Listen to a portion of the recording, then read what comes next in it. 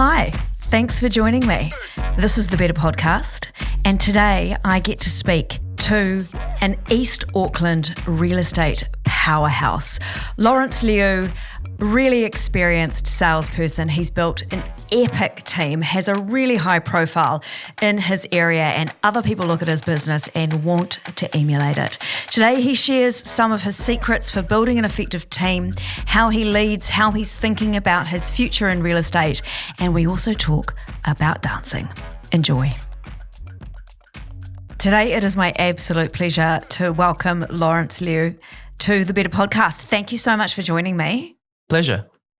Now, Lawrence might look like your usual ambitious, high-energy real estate agent, but you might be surprised to know that underneath that, or maybe before that, he was both a hip-hop dancer and an accountant for the Serious Fraud Office. How those two things go together, I have no idea, but that is going to be my very first question. Before we talk about real estate, can we talk about being an accountant and a dancer? Being an accountant really wasn't my choice. I didn't really know what to do, but growing up in a Chinese family, Malaysian Chinese family, it's always education. You need a degree. Interestingly, my dad and my two brothers, they're pretty intelligent.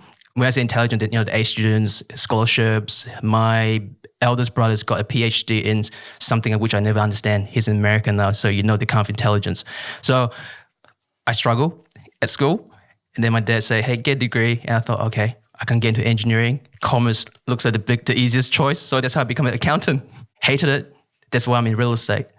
Dancing, well, how should I say it? One of those things when I went to Asia for a holiday, and then one day I just went past a dance studio and I was just like, oh, it looks pretty cool. Always wanted to try dancing. So went to the lesson. By the way, it's not hip hop, it's popping. So, Popping? Yeah, popping, it's very, very similar to hip hop, but it's actually not quite. So I went to Taiwan, went to a dance studio. So I took a few lessons in hip hop, locking, popping, house. And then when I discovered popping, I went, wow. Because popping is a very difficult dance. It requires a lot of muscle contraction. So you know how as a dancer, you have to follow rhythm? And following the rhythm, is for most people, is actually really hard. On top of that, you actually have to contract your muscles. So that makes it even harder. So I thought, wow, this is cool.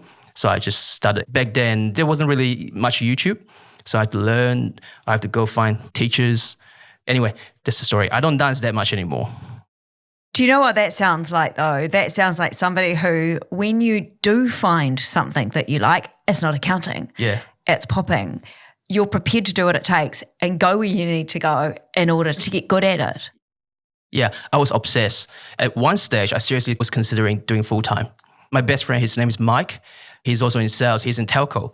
But we were so stupid. We thought, okay, let's form we still have the name. It's called The Balancing Act. So we used to go, hey, maybe the two of us, we just go perform weddings, end of year show, Christmas show, charge $1,000 per show. We try for a couple months. We're like, nah, forget it. We can't pay rent. That's it. So there's no long-term career in popping. How did real estate come about? Real estate wasn't planned. Another one of my very close friends, one day, and this is a true story, he was working in, it was telecom back then. He was a really good sales rep. So he always struggled. In fact, I lent him some money when we were in uni. So that's how much he struggled. And one day, I saw him, he drove his BMW, nice watch, I can't remember the brand. And I thought, what's going on? What have you been doing? He was like, oh, I go into real estate. I said, really? Can you tell me how much you earn? And he said, yeah. I can't remember the figure now, but back then I was like, oh my Lord, he's not the smartest. And I said, if he can do it, I can do it better. So I quit my job. I joined him. By the way, I asked him, I said, what do I have to do? He said, well, you just talk to people. And I said, really? Just like now? He said, yeah. First week, he gave me a list of numbers to call. Remember, I'm an accountant. So I said, okay, I didn't know what I was doing and I had to go door knocking. And I said, oh God, this is a big mistake. My parents, they were like, are you sure? From a Chinese background, they were like, oh, stick to accountancy. And I got my chartered accountancy and I quit. So anyway, I struggled quite a lot in the first few years. But like you say, I think real estate is about resilience. So I stuck to it. I said, no, I'm not going back to accountancy. I'm not going back to dancing. I'm in. I'm all in. Yeah. And I think what you brought to dancing and getting really good at that, it sounds like you've brought to real estate as well. I'm going to be persistent. Yeah. I'm going to stay the course, and I'm going to keep doing the things that I know I need to do, right? Call all of these people, knock on all of these doors. So often I hear people, they find the person that's successful and go, yeah, great, I want to emulate that person. I want to emulate their success, but I want to do it a different way by not engaging with other humans. It's like, well, you're never going to do it, right? Actually, the only way to that success is through all of that piece of discomfort in the middle, right? You just got to get used to it. Like you say, have some resilience. Yeah. It's not rocket science, right? I think I was lucky. I never really questioned. I just do what I was told. Hey, go door knock. Okay, where? Highland Park, because there's no strong agent there. I say, okay, what do I do? Well, just go knock on the door. That's pretty much it. And I think a lot of time people, especially these days, AI, maybe I don't have to cold call anymore. I think just stick to the basics. Oh, absolutely. I mean, we're always looking for a silver bullet, whether it's for real estate or weight loss or anything else. Yeah. And there really isn't one. There's only hard work. So one of the things that I hear from people all the time, actually, it's really interesting that you found somebody that you wanted to emulate, because your name comes up quite regularly when I'm talking to people who work out your way, both in our business and not in our business. And you have a high profile in the area, but you have a way about doing business locally that other people notice and other people want to emulate. So I'm really keen to understand. So you had a few years, you did the hard yards, you really struggled. How did you start thinking about your business and growing into the team? So Lawrence now has 5 other people, so 6 in total in his team. How did you start on that journey of building that business unit? You're quite right when you talk about emulating. So there was a guy that before I joined Bayleys, I used to work in a team. He's a high performer. He owns offices now, but he was a really high performer. And I thought, wow, it's simple. I just have to copy everything he does, right? That's what I do. But anyway, I think the biggest turning point is, have you heard of a guy called Grant Cardone? Yes. Yeah, Mr. 10X. Yeah, so he said, hey, look, think bigger, go 10X. And I thought, goodness me, how can you go 10X in our business? And then I start thinking, okay, look, now he owns a real estate, but at one stage he was a marketing guy. So it's all about how do you promote yourself? You have to be great at sales, but marketing is superior. So I thought, okay, I think my sales game is pretty good, but sales is 1-to-1, right? Or 1-to-2. Marketing can be 1 to 1,000 or 1 million. And I say, we have social media. And I said, what else? And then I remember he said that, hey, don't copy me. Look at the big brands. And I thought, what are the big brands doing? And I thought about Coke. And I said, what do they do? And I thought, hey, they have billboards. I was talking to my wife. My wife was like, don't be stupid. You can't afford it. We can't afford it. What are you thinking? And then I thought, well, let's find out. Ta-da, here's my billboard. So I got my PA, Tiffany. I said to her, can you please go find out how much it costs for billboard? And then she was like, are you sure? I'm like, yeah, go ask. What's the harm? And then she was like, well, she asked, and at the time, the one that we had in this big profile in Tirakau Drive in Pakuranga is now gone. They changed the landlord, and the landlord took it down, $2,000 a month. And I thought, are you sure it's not a week? He said, no, $2,000 a month. And I thought, I think I can afford it. So anyway, I signed up. And the funny thing was, the moment my billboard went up, I got calls from clients, from people that say, oh my God, Lawrence, you're doing so well. And at the time, I was a one-man person, with a PA. Yeah, one-man person. Oh my God, you're doing so well. I thought, that's quite interesting. A little bit like fake it till you make it. I mean, I was good at what I was doing, but I thought, hey, it actually works. So anyway, I said, hey, let's go with the 10X mindset. I can't just be myself. I have to build a team. And then I look at my boss at the time. I said that he had 15 people in his team. And I said, do I want to run a 15-person's team? I said, no, because I think if you have that many people, you actually kind of like running an office. So I said to myself, no, I was just going to find the best in the industry, not just bums on seat. I actually want people that's got talent, integrity, and willing to work hard. So the first hire I had was Joe. We've got Wendy now. Wendy came from Ray White. That's how I built my business. So you're quite focused on the type of person that you're bringing into your team. Very focused. Talk me through that recruitment process. How many meetings are you having? What kind of things are you talking about? Like, what are you looking for in their character? Finding administrators or marketing person, it's pretty much one of those where you look at the CVs, you interview them, you normally can go with your intuition and you normally get it right. That's my experience. Hiring salespersons, it's bloody hard. I've come across people that I've met where I go like, okay, this guy's going to make it after 6 months. No. I've come across people where I thought, a little bit shy, I'm not too sure, a little bit awkward. Hey, they actually end up doing really, really well. I'm not sure whether because, those people tend to be good listeners. They follow the process because of the lack of, talent when it comes to communication. So it's really hard. So I'm actually recruiting right now and I'm struggling. I'm really struggling. So I don't have the answer.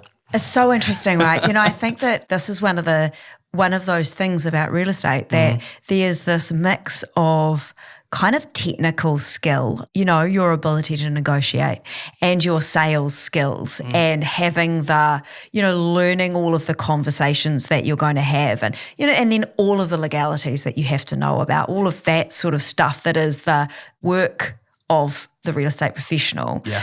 But then you've got this layer over it, I think, I'd be interested in your view, this layer over it that is the tenacity, it's the persistence, it's the resilience, it's the character that enables people to step into that space and keep going. And it can get really busy really quickly. And then there's 1,000 different things that you could be doing and how you're making sure that you're focusing on the 5 that are actually going to drive business and drive results for your customers. I think that's when it becomes really hard and people can talk a good game in an interview, but it's really hard to see that tenacity under negative pressure.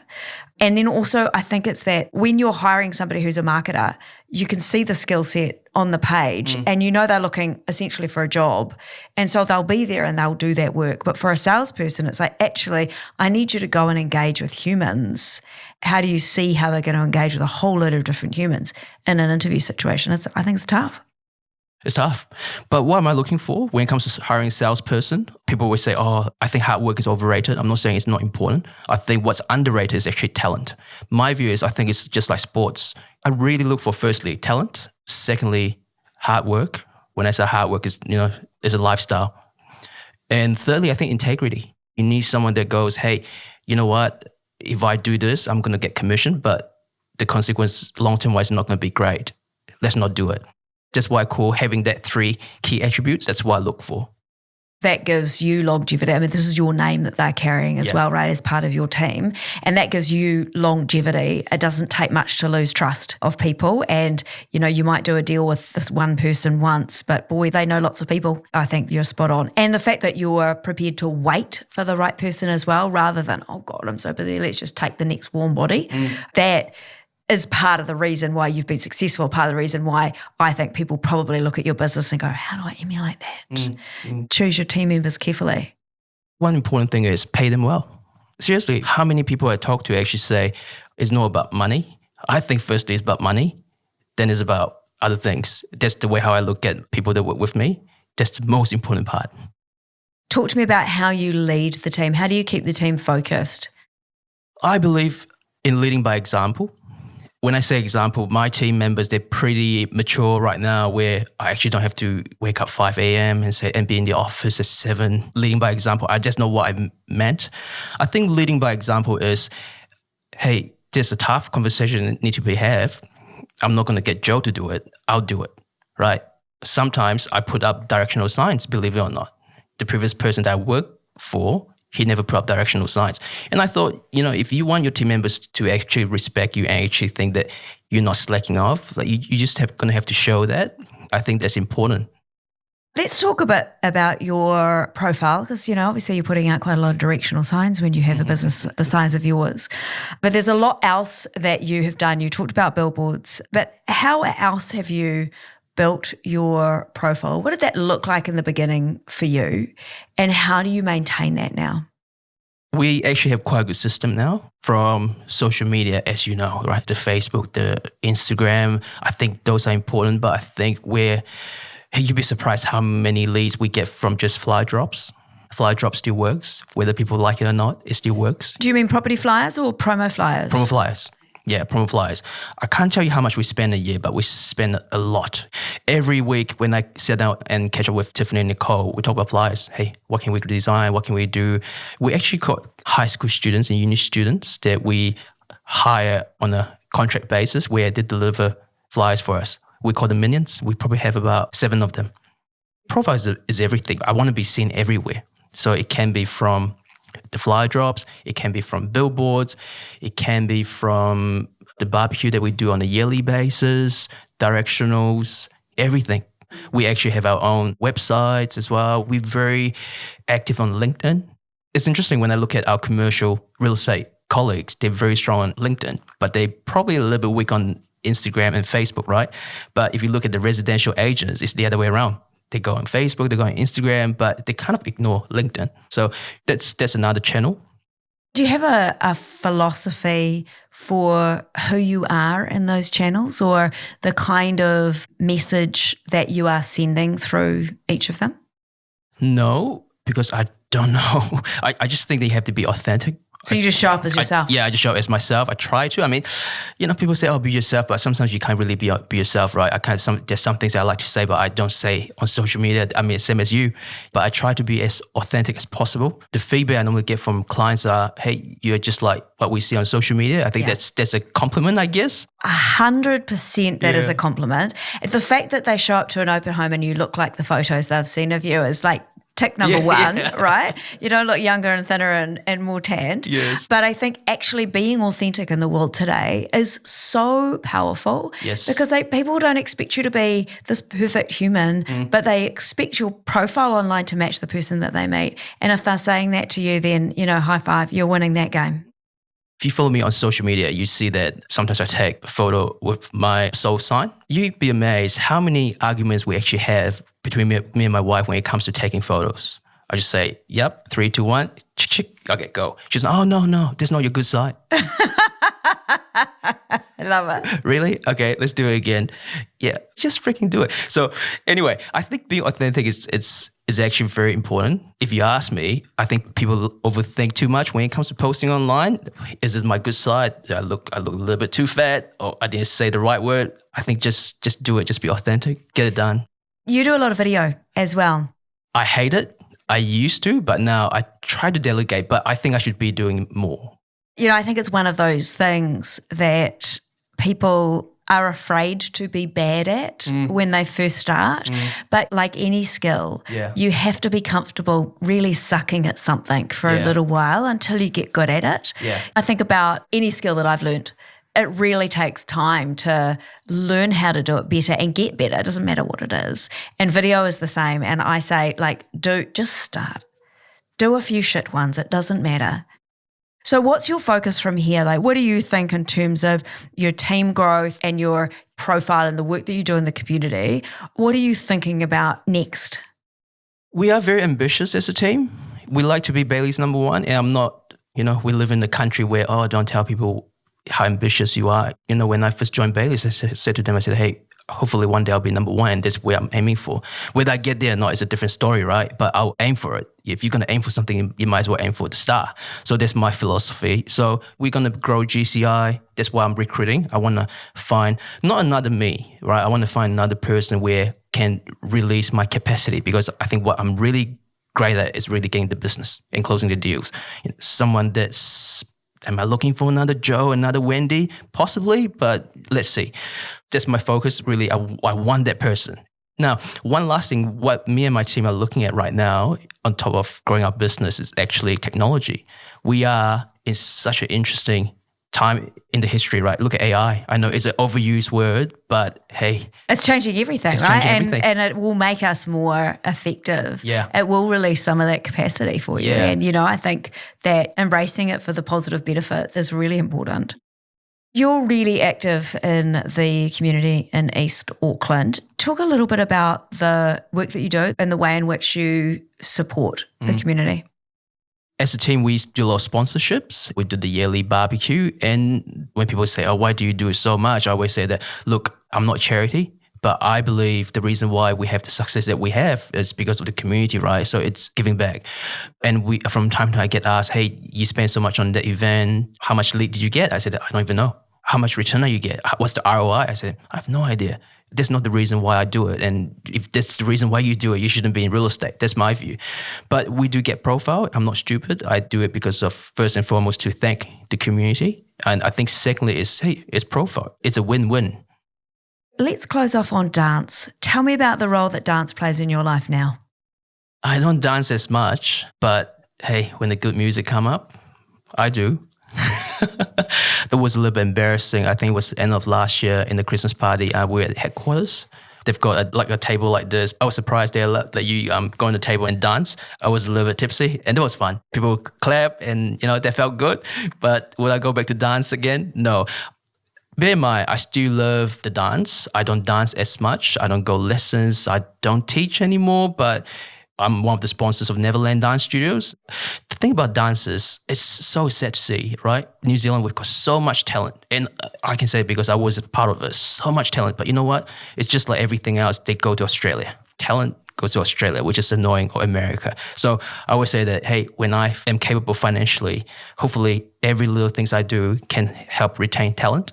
I started from Neverland, hopefully can grow bigger. So that's my role now with dance. I don't dance anymore, but if I can support financially, hey, I try. I would like to think too, just in my head, that whenever you get a really great result for one of your clients, you do a little dance, even if there's no one else there. Just say yes. Yes. Okay, fantastic. Last question. What's one piece of advice that has truly made you better? This is what I heard, right? I can't remember who said it.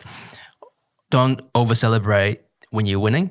Don't be too upset when you're having a bad day, right? So what I'm trying to say is be emotionally steady all the time. That's a hard thing to do. And I think in real estate, you need that because you're going to have good days, you're going to have bad days. And I think if you react to the way how your day is going to be, it's not good. So that's the one piece of advice. Real estate is tough. So be strong, be mentally strong. Thank you for sharing that. And thank you, Lawrence Liew, for sitting across from me today, smiling so much and sharing so much value with our audience. I really appreciate it. It's been great to talk. Pleasure. Thank you.